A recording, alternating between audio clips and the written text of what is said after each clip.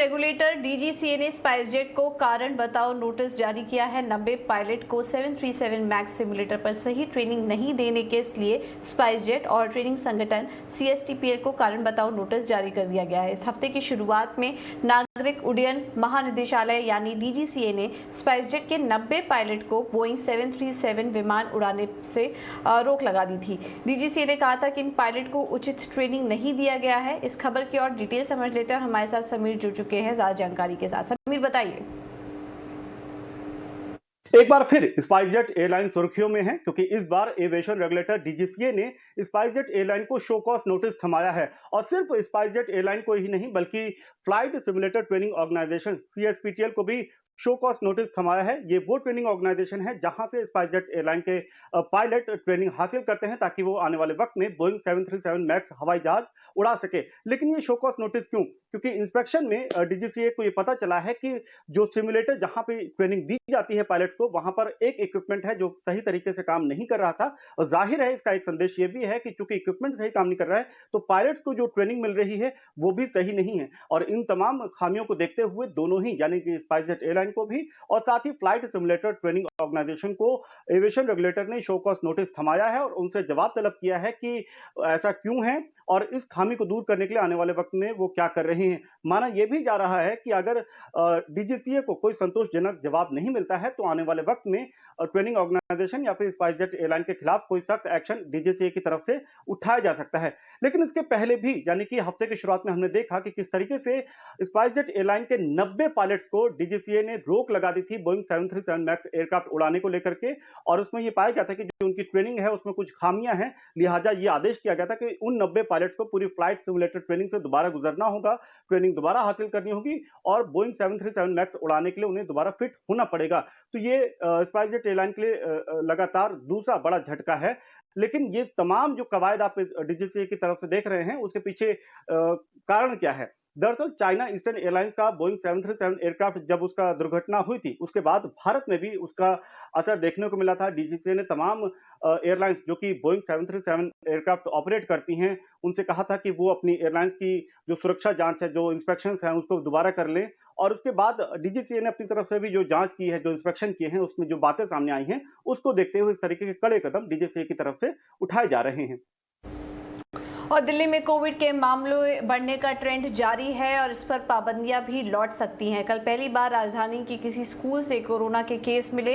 नोएडा और गाजियाबाद के स्कूलों में पहले से ही कोरोना संक्रमण के मामले सामने आ चुके हैं। एनसीआर के स्कूलों में कोरोना के मामले सामने आने के बाद दिल्ली सीएम अरविंद केजरीवाल ने कहा कि अगर जरूरत पड़ी तो स्कूलों के लिए एसओपी भी जारी की जाएगी। शिक्षा निदेशालय ने सभी प्राइवेट स्कूलों से कहा है कि कोरोना का मामला सामने आने पर स्कूल बंद कर दें। यह तय करें कि स्कूल में सभी मास्क पहने, जितना मुमकिन हो सके सोशल डिस्टेंसिंग बनाए रखें। सरकार जल्द ही स्कूलों के लिए एसओपी जारी करेगी। डीडीएमए की बैठक में मास्क न लगाने पर फिर से जुर्माना वसूले जाने पर चर्चा हो सकती है। ज्यादा जानकारी दे रहे हैं हमारे सहयोगी आलोक जी। पिछले 10-12 दिनों में हमने देखा है कि किस तरीके से कोविड के केसेस बढ़े हैं और एक समय जो पॉजिटिविटी रेट 0.5% था वो आज के टाइम पे 2.5% हो गया है। तो इसका मतलब है कि कोविड के केसेस बढ़ रहे हैं। हालांकि जो एक्सपर्ट है उनका ये कहना है कि ये जो केसेस हैं वो बहुत सीवियर नेचर में नहीं है।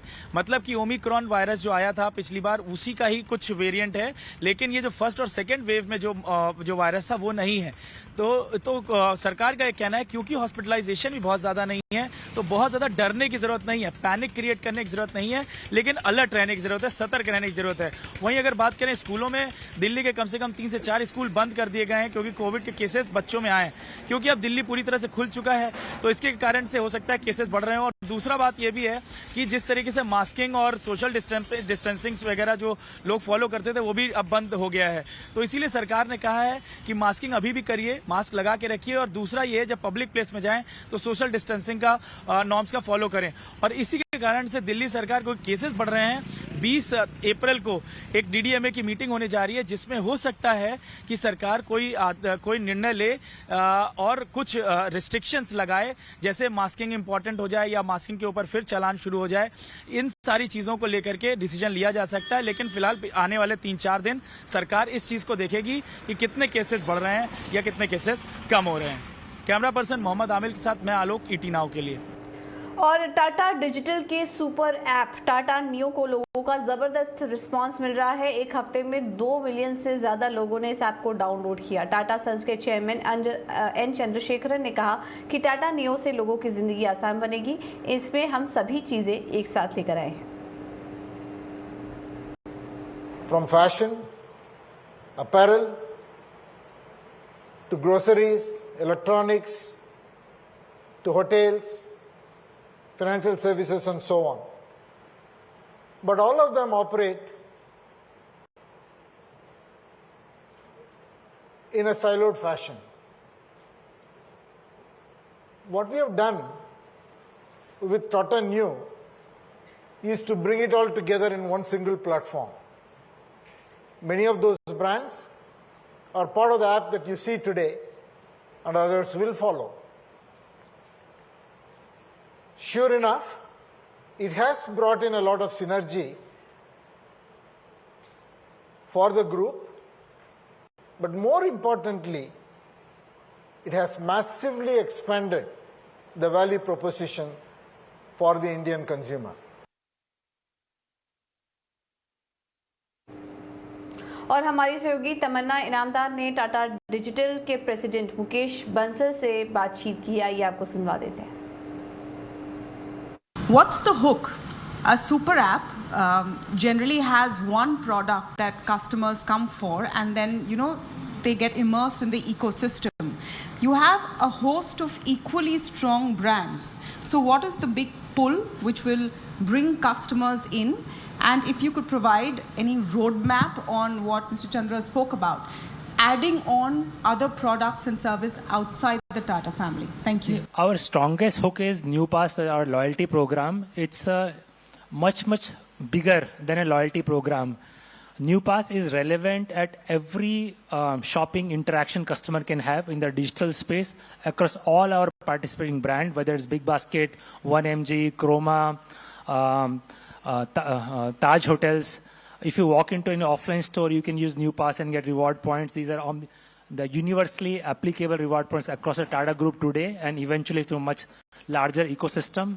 The NewPass also has a built-in credit limit, so that at the time of purchase, you can borrow instantly, leveraging a credit limit. So our intention is that over a period of time, NewPass becomes this top-of-mind instrument in consumers' mind. So every time I have a shopping need arises, I should think about whether I can use my NewPass. So I get some instant benefits. I can pull in from the credit limit. I can use it for a future purchase. So that's become first very strong hook. Second, we have number of categories. Some of them very high frequency category. Grocery is one, which is once a week purchase frequency. And we have huge number of millions of people who shop for their groceries every single week from Big Basket, which is an integral part of the platform. So that becomes second important hook. We are actively working on a number of categories which may be relevant on a daily basis, weekly basis. So you will see the overall hook and the needs for people to use the app evolve in the coming quarters. और Tata power के renewable energy business में black rock consortium में 4,000 करोड़ का निवेश करेगा। Consortium में Abu Dhabi sovereign fund मबूदला भी शामिल हैं। कंपनी का रिन्यूएबल बिजनेस का वैल्यूएशन 34,000 करोड़ रुपए है। इस डील में टाटा पावर रिन्यूएबल बिजनेस में करीब 10.5% इक्विटी ट्रांसफर करेगी। ब्लैक रॉक कंसोर्शियम 2 चरणों में 2,000 करोड़ रुपए निवेश करेगा। जून तक पहले चरण का निवेश करेगा कंसोर्शियम, और रिन्यूएबल बिजनेस में कंसोर्शियम की करीब 10 से 11.5% तक की हिस्सेदारी होगी। महिंद्रा एंड महिंद्रा की गाड़ियां भी महंगी हो गई हैं। M&M ने गाड़ियों के दाम 2.5% तक बढ़ा दिए हैं। इस बढ़ोतरी के बाद महिंद्रा की गाड़ियां 10,000 से 63,000 तक महंगी हो जाएंगी। ये बढ़ोतरी आज से लागू हो गई है और अलग अलग गाड़ियों के मॉडल्स पर आपको 2.5% तक ज्यादा रकम चुकानी पड़ सकती है। लगातार कमोडिटी कीमतों में उछाल से कंपनी ने दाम बढ़ाए हैं। इससे पहले लागत बढ़ने पर मारुति और टाटा मोटर्स भी गाड़ियों के दाम बढ़ा चुकी है।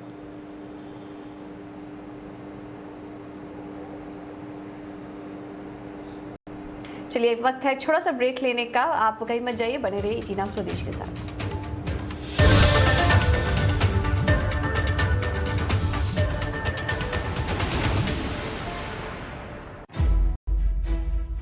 आपके शेयर, आपके ट्रेड, इंडस्ट्री से जुड़े सभी अपडेट, म्यूचुअल फंड या कमोडिटी, जहां भी हो आपका निवेश, पक्की प्लानिंग का है वादा। ईटी नाउ स्वदेश, बढ़ो देश के साथ। Absolutely anything about the stock market. There is one golden rule, that there are no rules. When history changes, everything changes. When circumstances change.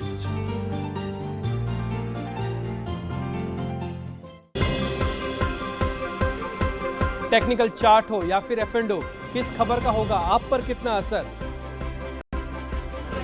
व्यापार जगत से जुड़े हुए हर मुद्दे का विश्लेषण समझिए मेरे साथ आसान भाषा में। ग्रोथ बहुत अच्छी चल रही है। बनाइए अपने ट्रेडिंग डे की बेहतर रणनीति। शॉर्ट कवरिंग से लॉन्ग में आने में समय लगेगा, इसलिए ये एक मेक ब्रेक लेवल है। 200 दिन की एवरेज के ऊपर आके हम ट्रेड करने लगे हैं। मैं डिम्पी कालरा, जुड़िए मेरे साथ सिर्फ ईटी नाउ स्वदेश पर।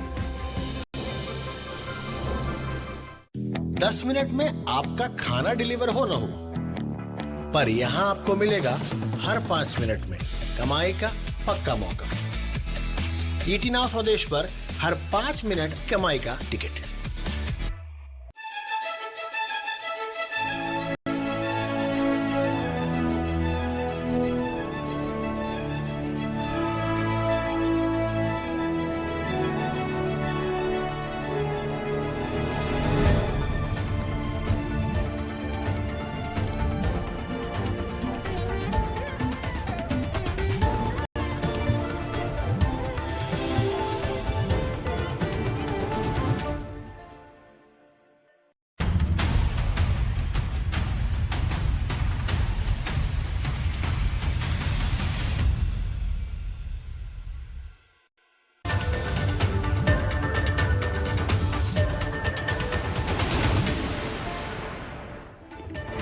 ब्रेक के बाद आपका स्वागत है और कुछ और भी खबर का रुख कर लेते हैं और नजर डालते हैं नतीजों पर। 16 अप्रैल यानी कि शनिवार को एचडीएफसी बैंक की चौथी तिमाही के नतीजे आएंगे। नतीजों का क्या अनुमान है ये भी समझ लेते हैं। हर्ष हमारे साथ जुड़ चुके हैं पूरी डिटेल्स के साथ। हर्ष बताइए। पिछले 2 हफ्ते से फोकस एचडीएफसी बैंक पे रहा है, लार्जली मर्जर के दौरान। अब हम देखते हैं कि वो जो फोकस है वो शिफ्ट होता है रिजल्ट्स पे। तो ये शनिवार को एचडीएफसी बैंक का Q4 का रिजल्ट्स आने की अपेक्षा, और हम देखते हैं कि स्ट्रीट की एक्सपेक्टेशंस कैसी है। नेट इंटरेस्ट इनकम अराउंड 13% से ग्रो होगा ईयर ऑन ईयर बेसिस पे। अब वो 20,000 करोड़ से जस्ट नीचे आने की अपेक्षा है। पीपीओपी नंबर भी अच्छा 10.5% से ग्रोथ होगा और अराउंड 17,500 करोड़ के जस्ट नीचे वो नंबर। स्लिपेजेस की घटान होगी ईयर ऑन ईयर बेसिस पे, ऑलमोस्ट 20% लोअर वो स्लिपेजेस का नंबर, अब वो 3,800 करोड़ के तकरीबन आएगा। जब हम प्रॉफिट आफ्टर टैक्स देखें तो सिक्वेंशली फ्लैट आने की अपेक्षा है और ईयर ऑन ईयर एक अच्छा 25% गेन पैट पे आएगा। 10,000 करोड़ प्लस होपफुली वो पैट नंबर सस्टेन होने की अपेक्षा है। कोर निम्स काफ़ी स्टेबल रहेंगे। अब हम जब एडवांसेस और डिपॉजिट्स की ग्रोथ की बात करें तो एकदम अच्छा एडवांसेस और डिपॉजिट्स का ग्रोथ क्लॉक किया है एचडीएफसी बैंक ने। इनफैक्ट जब हम उसके एडवांसेस देखें तो ईयर ऑन ईयर ऑलमोस्ट 21% से बढ़ा है उनका वो एडवांसेस का नंबर। ब्रॉडली अदर की मॉनिटरेबल्स में हम देखने जाए तो दिखता है कि अच्छा खासा strong growth 25% incremental advances with in banking sector HDFC bank ने क्लॉक किया है लास्ट 2 साल से। अब 11.5% का मार्केट शेयर एचडीएफसी बैंक ने रखा है। Other than this of course credit cards और फी इनकम पे जो कमेंट्री आएगा उस पे एक नज़र होगी मार्केट की। एसेट क्वालिटी स्पेशली एग्री और अनसिक्योर्ड बुक पे उस पे भी मार्केट की काफ़ी कड़ी नज़र रहेगी। और लास्टली इंटीग्रेशन पे कमेंट्री और वो जो कासा और लिक्विडिटी के नंबर्स है दोनों पे काफ़ी अच्छी तरीके से मार्केट की नज़र होगी और बैंक की कमेंट्री भी सुनने में अच्छा लगेगा। और अब बात करते हैं ग्लोबल मार्केट्स की। कल अमेरिकी बाजारों में मिला जुला कारोबार देखने को मिला। नैस्डैक और S&P 500 में जहां तेज गिरावट देखने को मिली, वहीं डाउ जोन्स की बात करें तो वहां पर आधे % से ज्यादा की मजबूती देखने को मिली। डाउ जोन्स 230 अंकों की मजबूती के साथ 34,450 के ऊपर बंद हुआ। वहीं नैस्डैक कल 2% से ज्यादा टूट गया और S&P 500 में करीब 2% की तेज गिरावट देखने को मिली। बढ़ती महंगाई और मिलने जुले नतीजों का असर बाजार पर हावी रहा।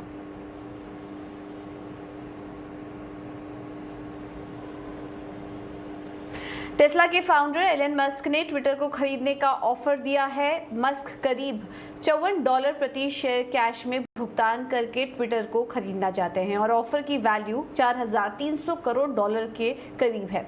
मस्क ने 28 जनवरी की डील के मुकाबले 54% प्रीमियम पर यह ऑफर दिया है। मस्क इससे पहले ट्विटर में 9.2% हिस्सेदारी खरीद चुके हैं।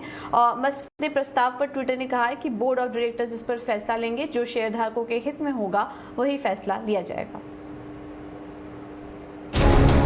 कारोबारी एलन मस्क ने गुरुवार को एक बड़ा प्रस्ताव देकर खलबली मचा दी है। हाल में ट्विटर में 9.2% हिस्सेदारी खरीदने के बाद अब दुनिया के सबसे अमीर शख्स ने ट्विटर को खरीदने का ऑफर दे दिया है। इसके लिए उन्होंने $41.39 अरब यानी कि करीब 3.25 लाख करोड़ रुपए की कीमत नकद चुकाने की बात की है। एक रिपोर्ट के मुताबिक ट्विटर को खरीदने के इस ऑफर के तहत मस्क ट्विटर के हर शेयर के बदले $54.20 देने को तैयार है। इस ऐलान के बाद ट्विटर के शेयर बुधवार को 3.1% तक उछलकर $45 के स्तर पर बंद हुए। ट्विटर में 9% से ज्यादा हिस्सेदारी खरीदने के बाद एलन मस्क को ट्विटर के बोर्ड में जगह दी जानी थी, लेकिन ट्विटर ने इसमें एक शर्त रख दी। ट्विटर ने कहा कि मस्क कंपनी के बोर्ड में तभी आ सकते हैं जब वो कंपनी में 14.9% से ज्यादा हिस्सेदारी खरीदेंगे। मस्क ने कंपनी की इस शर्त को नहीं माना और कंपनी के बोर्ड को ज्वाइन करने से इनकार कर दिया। अब मस्क ने पूरी कंपनी को ही खरीदने की पेशकश कर दी है। उन्होंने बोर्ड को लिखी एक चिट्ठी में अपनी इच्छा जाहिर करते हुए कहा है कि ट्विटर के पास बोलने की स्वतंत्रता के मामले में असाधारण क्षमता है और इसका दायरा बहुत बड़ा है, इसलिए वो इसे अनलॉक करना चाहते हैं। और पीएम मोदी ने गुजरात के भुज को सुपर स्पेशलिटी अस्पताल की सौगात दी। पीएम ने वीडियो कॉन्फ्रेंसिंग के जरिए के पटेल सुपर स्पेशलिटी अस्पताल का उद्घाटन किया। 200 बेड वाला सुपर स्पेशलिटी हॉस्पिटल का निर्माण श्री कच्ची लेवा पटेल समाज की ओर से कराया गया है।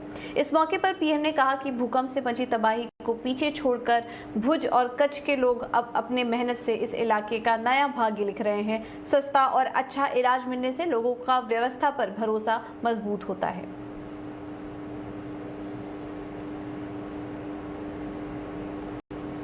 विदेश मंत्री एस जयशंकर की यूएन चीफ एंटोनियो गुटेरेस के साथ एक अहम मुलाकात हुई है। इस मुलाकात में यूक्रेन संकट के साथ साथ अफगानिस्तान और म्यांमार में हो रही घटनाओं और उसके असर को लेकर भी चर्चा हुई। जयशंकर ने बताया कि यूक्रेन को इस संकट में खाद्य और ऊर्जा सुरक्षा देने का विचार साझा किया गया। आपको बता दें कि रक्षा मंत्री राजनाथ सिंह और विदेश मंत्री जयशंकर इन दिनों अमेरिका राष्ट्र मंत्री लॉयड ऑस्टिन और विदेश मंत्री एंटनी ब्लिंकन के साथ 2+2 मंत्री स्तरीय डायलॉग के लिए वॉशिंगटन में है।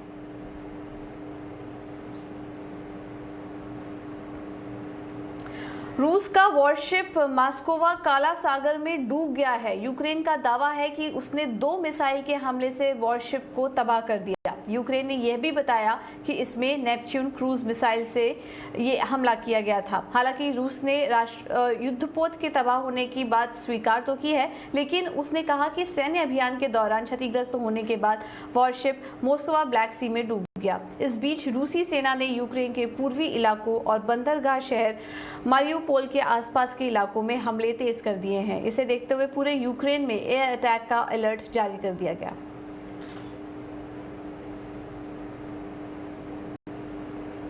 और गंभीर आर्थिक संकट से जूझ रहा श्रीलंका में सरकार के खिलाफ लोगों की नाराजगी अब बढ़ती जा रही है। बिजली संकट और खाने पीने की चीजें की कीमतें आसमान पर पहुंचने से नाराज लोग कोलंबो की सड़कों पर प्रदर्शन कर रहे हैं। सरकार के खिलाफ सड़क पर उतरे लोगों ने एक बार फिर राष्ट्रपति गोटबाया राजपक्षे से इस्तीफे की मांग की। प्रदर्शनकारियों ने राष्ट्रपति कार्यालय के पास नए साल का जश्न मनाया है। श्रीलंका में आर्थिक स्थिति संभल नहीं पा रही है। ऐसे में श्रीलंका ने विदेशी कर्ज के भुगतान पर डिफॉल्ट कर दिया है। उसका कहना है कि विदेशी मुद्रा भंडार नहीं है। 2.25 करोड़ लोगों के सामने भूखे मरने की नौबत आ गई है। वहीं विपक्ष फिर सरकार के विरोध में जुलूस निकालने की तैयारी में है। श्रीलंकाई नए साल से एक दिन पहले महिंदा राजपक्षे ने बुधवार को कहा कि देश के प्रधानमंत्री के रूप में वो प्रदर्शनकारियों से बात करने के लिए तैयार हैं, जो कोलंबो के गाले फेज में सरकार के खिलाफ 5 दिनों से विरोध कर रहे हैं। श्रीलंका को विदेशी मुद्रा की कमी का भी सामना करना पड़ रहा है, जिससे खाद्य और ईंधन आयात करने की क्षमता प्रभावित हुई है। आवश्यक वस्तुओं की कमी ने श्रीलंका को मित्र देशों से सहायता लेने के लिए मजबूर कर दिया है। आर्थिक स्थिति को देखते हुए प्रधानमंत्री महिंदा राजपक्षे और राष्ट्रपति गोटबाया राजपक्षे के इस्तीफे की लगातार मांग हो रही है और लोग भारी संख्या में विरोध प्रदर्शन कर रहे हैं। और आलिया भट्ट और रणबीर कपूर की शादी हो चुकी है। दोनों साथ फेरे भी ले चुके हैं। आइए आपको दिखा देते हैं शादी की एक छोटी सी झलक। जैसे ही शादी के बाद आलिया रणबीर मीडिया के सामने आए, हर किसी की नजर इस न्यूली मैरिड कपल पर ठहर गई। शादी के जोड़े में दोनों बेहद ही खूबसूरत दिखाई दे रहे थे। पहले आलिया रणबीर ने बाहर आकर मीडिया को पोज दिए, हाथ हिलाकर मीडिया के सामने लोगों का अभिवादन किया। इस दौरान आलिया के चेहरे की खुशी अलग ही नजर आ रही थी। उनके चेहरे पर लंबी मुस्कान खिली थी। रणबीर शेरवानी के साथ सिर पर सेहरा सजाए हुए थे। इसके बाद तो रणबीर ने जैसे कमाल ही कर दिया। रणबीर ने आलिया को अपनी गोद में उठाया और गोद में उठाकर ही घर के अंदर चले गए।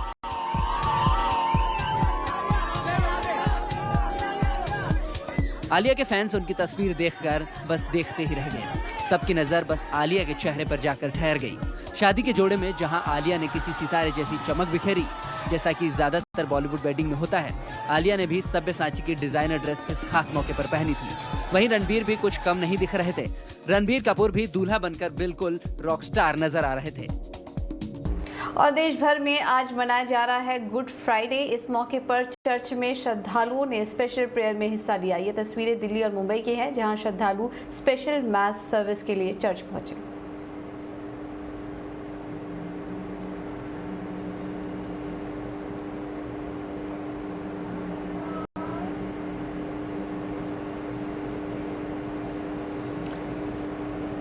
चलिए, इस बुलेटिन में फिलहाल इतना ही, लेकिन आप बने रहिए ईटी नाउ स्वदेश के साथ। खबरों का सिलसिला आगे भी जारी रहेगा। नमस्कार।